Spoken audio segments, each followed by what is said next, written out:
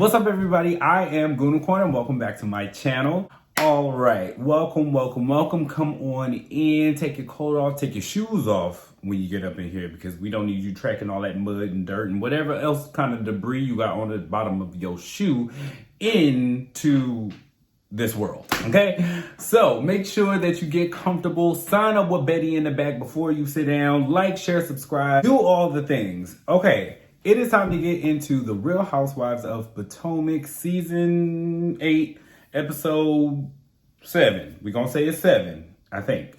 Tequila, Texas, and Tears. Tequila, Tears, and Texas. Something like that, okay?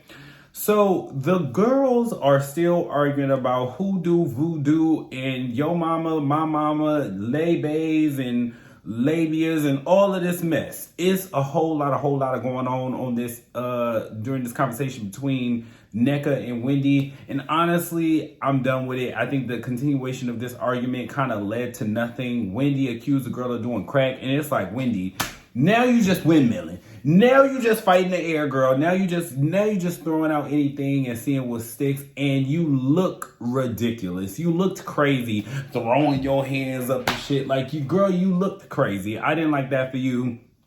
The crack shit, the crack is whack, mama. Like, that was a low blow, and it was so out of left field. And I expect more from you. I think though that I've come to realize that Wendy is just not as witty as she thinks she is.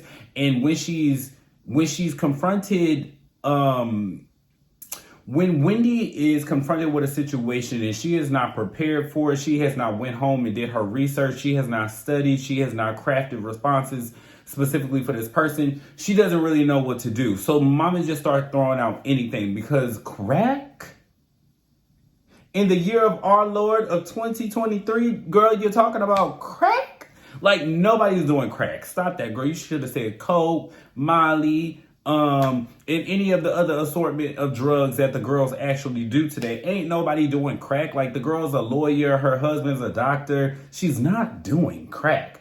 Stop that, okay? And then Candace tries to console the girl and just let her know, like, or just try to give her some, like, words of encouragement, I'm assuming, or whatever. And then Wendy comes over and kind of chastises Candace and says, if it has to do with me, don't talk to her about it. First of all, Wendy, slow your roll. Because you are the same woman that tries her best to get Ashley and Candace to come together. You are always riding the fence when it comes to Ashley and Candace. But now that Candace is trying to give this new girl that she does not know a chance and still try to salvage, what could be a friendship, now you're trying to talk down. I just didn't like the way that came out. Like, calm down, Wendy. So then the cast all goes to dinner. Everybody is there, all the girls or whatever. And then immediately when we sit down at the table, the girls are talking about swallowing or spitting. And it's just like, have you girls no shame? Have y'all no manners? Y'all are at a dinner table in public talking about swallowing cum, talking loudly about raise your hand if you swallow cum. Let me not raise my hand. Well, okay, now regarding the cum situation, listen, I ain't about to be telling y'all all of my business because that's too much. But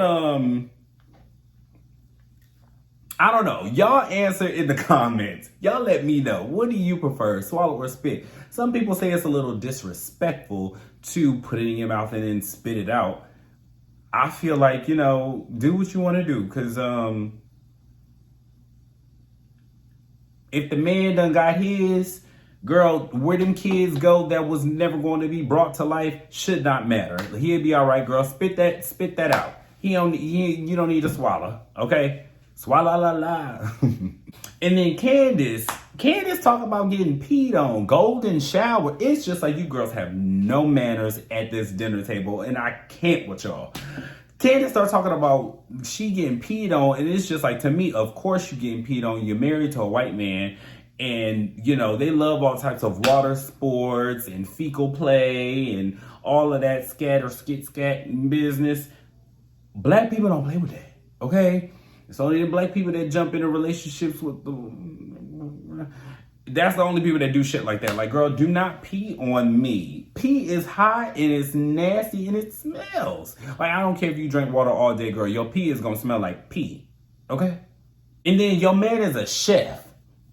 So I know he be taste testing asparagus and he be probably drinking coffee because he up early in the morning. And you know, all that shit just adds havoc to your pee. It just oozes out in your pee, and you be out there getting peed on by this bald head ass little white man.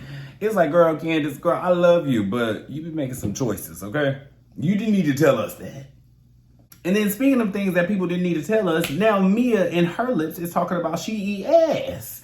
I'm like, girl, like, where's the food at? Can I get the check, please? Because y'all girls are just up there talking about nasty nonsense. I just can't. But what I will say, though, is with Mia's lip fillers, I bet that girl eats a mean ass, baby.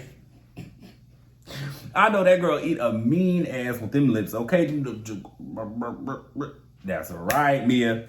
So then the group disperses or whatever. They all head to Robin's room. Robin invites everybody, said everybody's invited. Everybody actually shows up. But as soon as they get there, Karen and Giselle, the old ladies, they hobble off to their rooms.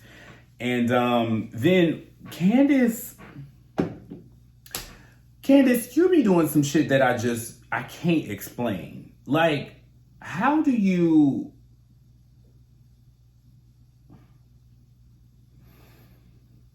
you at odds with this lady? And how do you say everything that you have said about this lady, which I tend to agree with the things that you were saying, but then try to carry on in these intimate settings as if everything is normal. Everything is not normal. No, you cannot put your small, dainty feet in her size 11 green goblin ass shoe. No, girl, and then, you know, Robin don't look like Robin don't look like she bathed like us, for real. Robin don't look like she get in there and get all the things. I can't imagine what type of foot fungal shit she got going on in them slippers, girl. You might want to go and hit the podiatrist just to make sure everything is all right, girl. Your toes look all crispy white like you just freshly got them done. I don't know what Robin got going on them feet, honey. But here's my thing about that scene, though. After everybody left, and while NECA was sitting in a room, a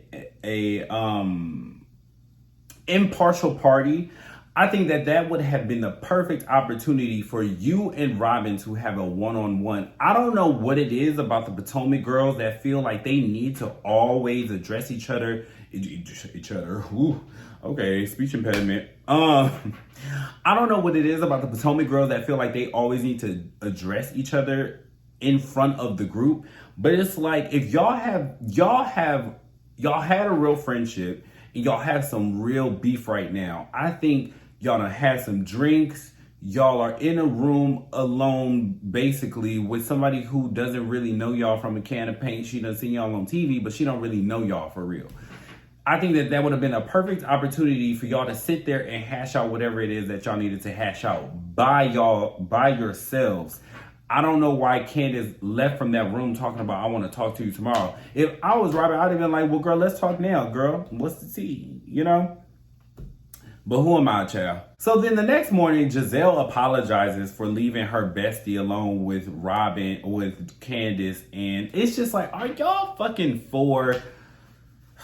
Y'all are not 4. Y'all are 54 plus, okay? And y'all are acting like children. You scared to leave your best friend alone. If you was that scared or worried about her, you would have made sure that she wasn't alone when you left her with her ops. Like, it's very strange.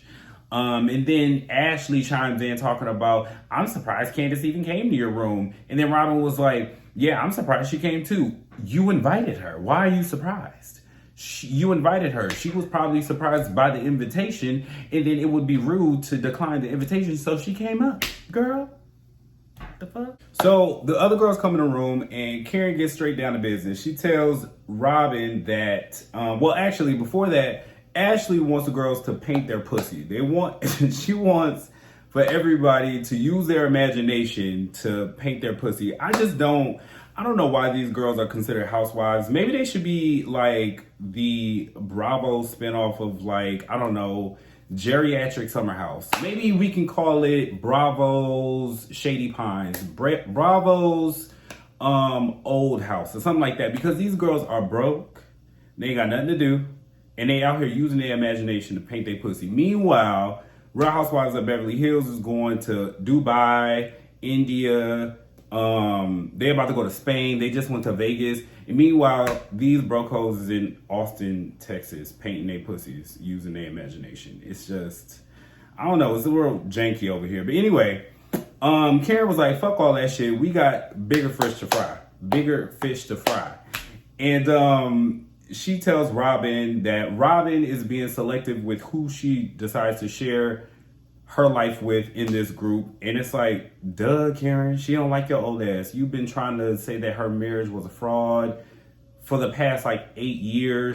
Ashley done pulled up all of her files and said that they only had $3 to their name.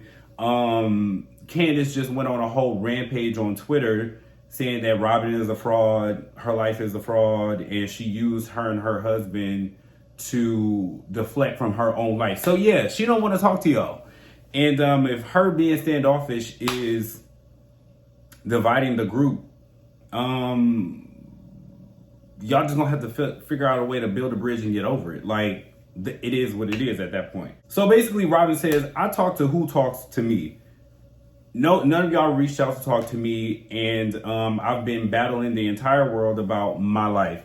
So then Candace says, well, didn't I reach out to you? And it's like, Candace, now you know I love you, girl, but you also got to realize that while you may have reached out to her in good faith, you were also talking shit about her on Twitter, on blogs, on YouTube, with everybody. So you also can't be the victim here. Like, while what Robin did, and while I agree with everything that you did say, you also cannot say that shit and then expect Robin to be in your good graces, or for Robin to want to speak to you about what's going on in her personal life, because you are now using her personal life and making it your issue, which I'm on your side with that, because she did use, her and Giselle came up with some story in order to deflect from her life, but that's beyond the point.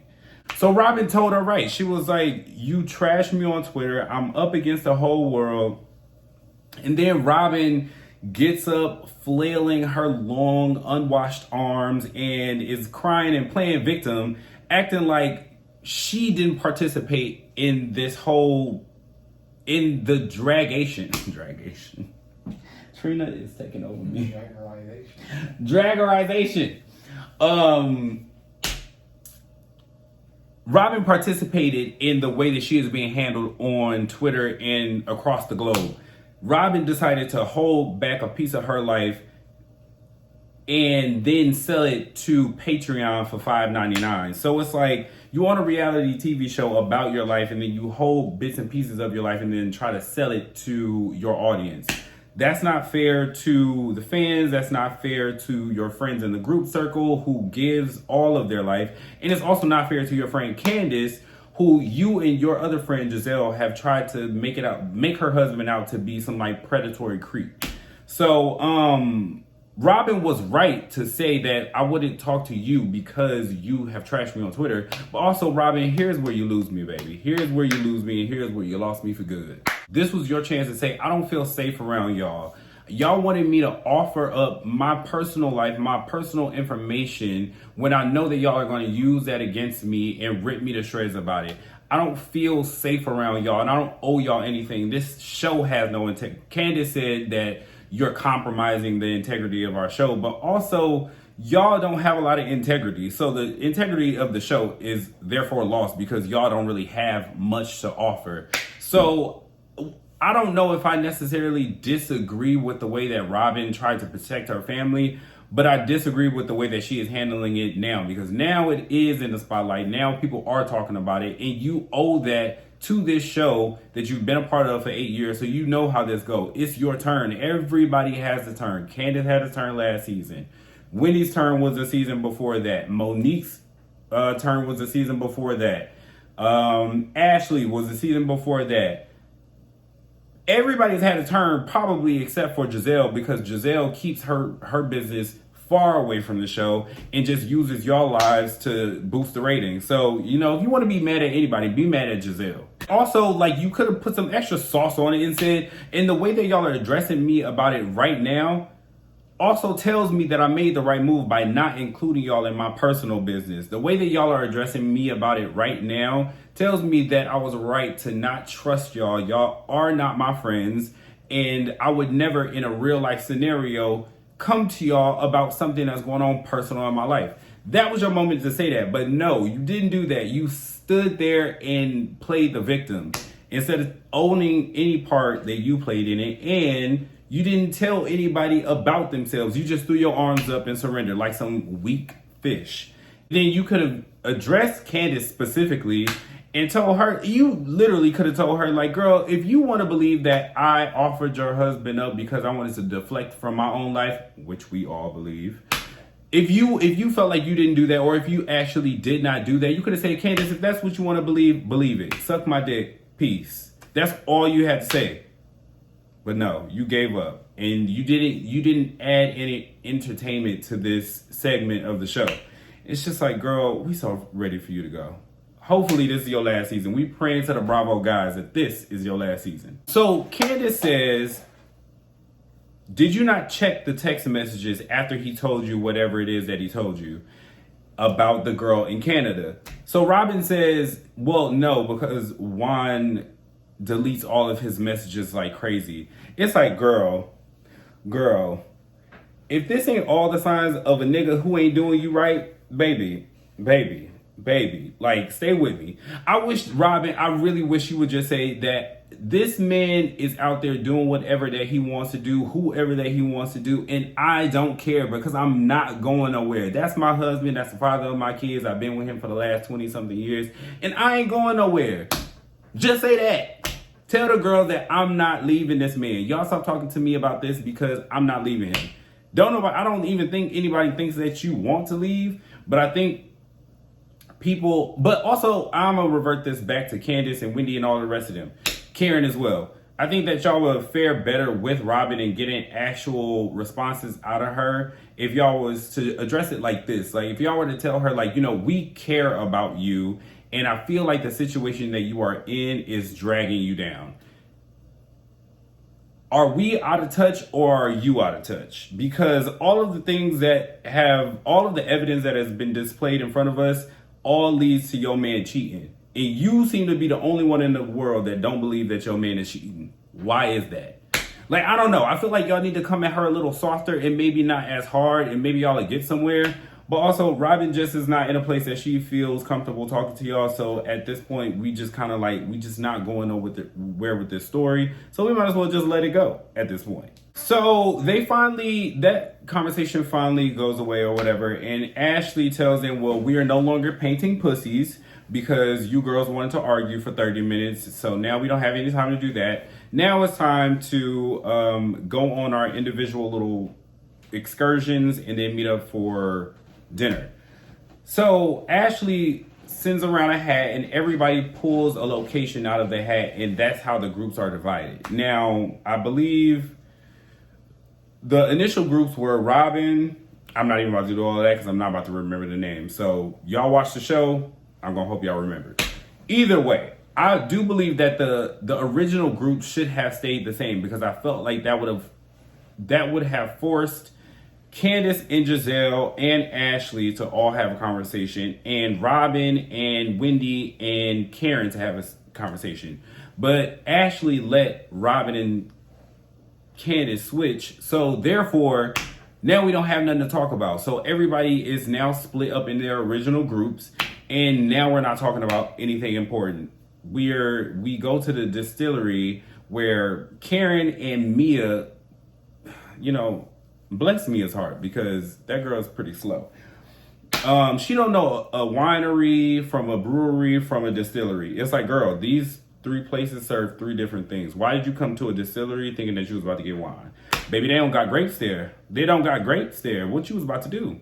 Ashley should have put her bunions down and made them girls stay in their original groups. But, you know, I guess she's trying to keep the peace. But also, we not here for peace. We here for chaos and commotion. Give it to us. So while we're at the distillery, Mia, Wendy, Candace, and Karen are all sitting down, and in flies a crow. Then Mia says, "Is that your mama?" to Wendy. Now, I had a little bit of an issue with this, and I expressed that on Twitter, that it was funny to me when Candace said "yo mama" to Mia last season, or 2 seasons ago, or maybe it was last season. I think it was last season. How long has Mia been on this show? 2 seasons ago. It was all hell broke loose when Candace said "yo mama." But now Mia is referring to Wendy's mama as a crow, which essentially is a witch. And there's nothing. Nobody's saying nothing. Nobody's crying, throwing drinks, or clutching their pearls. Nobody is saying nothing. I find that very odd. But either way, so then Wendy says, "Yeah, don't play with my mama." Then Wendy gets emotional and she tells us about how her mama is, she sacrificed her whole life for her by coming out here from Nigeria and that whole spiel or whatever. I do feel like that conversation would have been better had with NECA, though. I feel like that would have